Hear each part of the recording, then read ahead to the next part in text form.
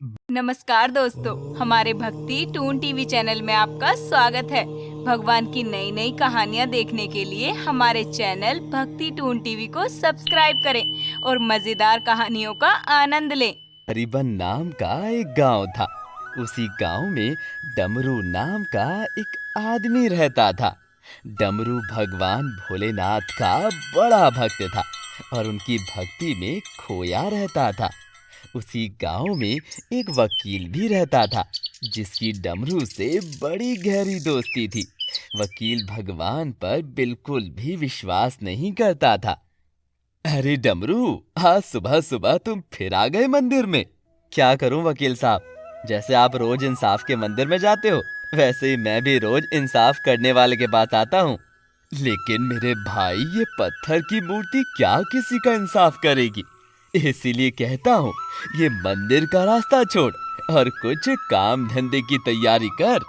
वो वकील रोज इसी तरह डमरू को समझाता रहता था, लेकिन डमरू तो भगवान की भक्ति में रम चुका था। भगवान भी डमरू की भक्ति से प्रसन्न थे। उन्होंने आसमान से देखा तो पार्वती जी ने कहा, भगवान, आपका ये भक्त आपकी कितनी भक्ति करता है, कितनी श्रद्धा रखता है। आप इसे दर्शन देकर इसका उद्धार क्यों नहीं करते?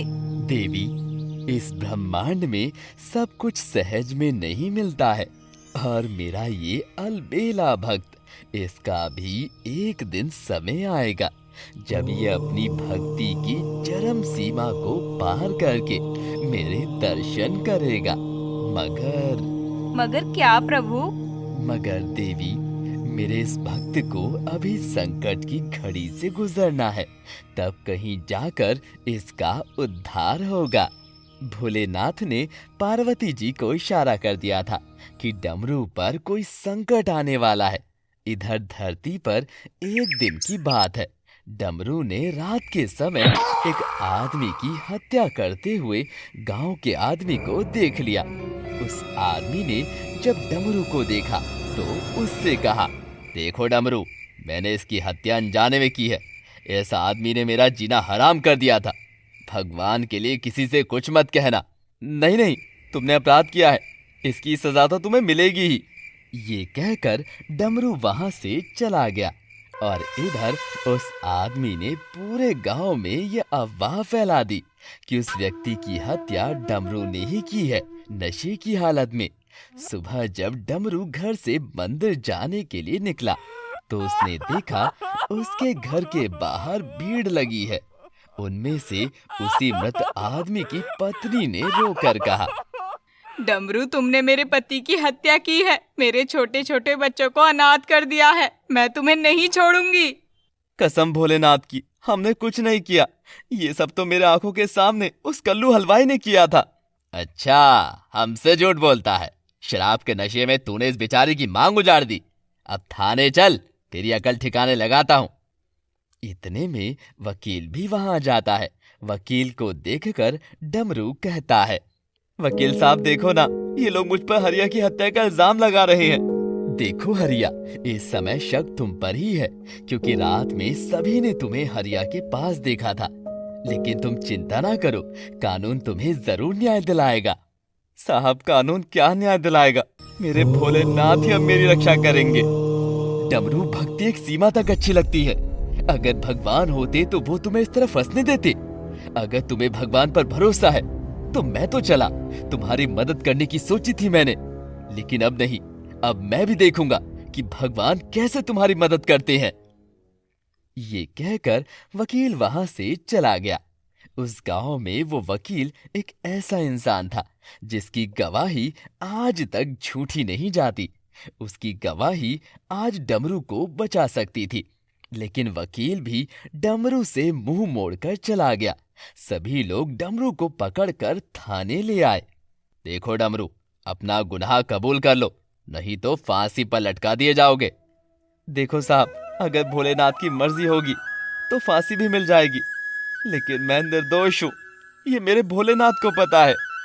अच्छा, तुझे इतना भरोसा है भोलेनाथ पर? ठीक है, कल सुबह तक अगर भोलेनाथ जी आ गए यहाँ गवाही देने तो मैं तुझे रिहा कर दूंगा।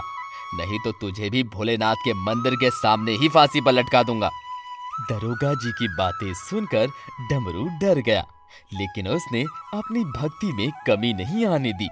डमरू ने जेल में ही एक शिवलिंग बनाई और पूजा करने लगा।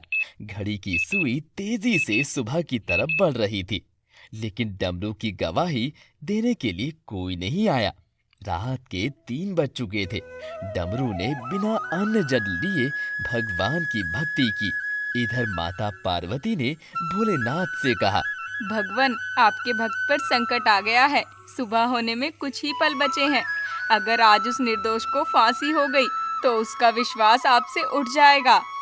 मेरे भक्त का विश्वास इतना कमजोर नहीं है। जो डोल जाए उसकी मदद करने मैं स्वयं जाऊंगा।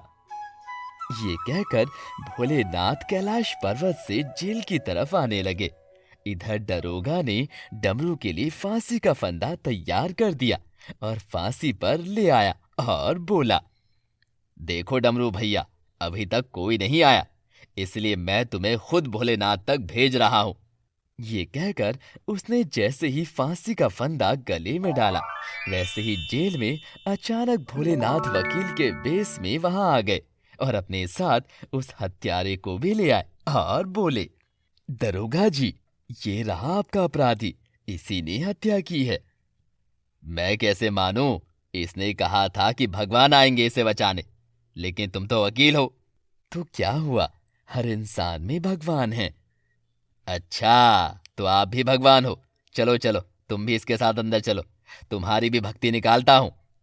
जैसे ही दरोगा ने वकील को पकड़ा, वैसे ही रोशनी हुई और भगवान अपने त्रिनेत्र में प्रकट हो गए और अपना विराट रूप धारण करके बोले, भक्ति सौभाग्य से होती है और मेरा ये डमरू भक्त उस सौभाग्य को पा चुका है, जिसके कारण आज तुझे भी मेरे दर्शन हो गए हैं। ये कहते ही भोलेनाथ ने अपने हाथों से फांसी का फंदा डमरू के गले से उतारा और डमरू भगवान के पैरों में गिर गया। डमरू के साथ साथ दरोगा और अपराधी भी भगवान के पैरों में आ गए। आज भगवान ने जेल में वकील का रूप लेकर साबित कर दिया कि भक्ति सच्ची हो तो भगवान आते ही हैं।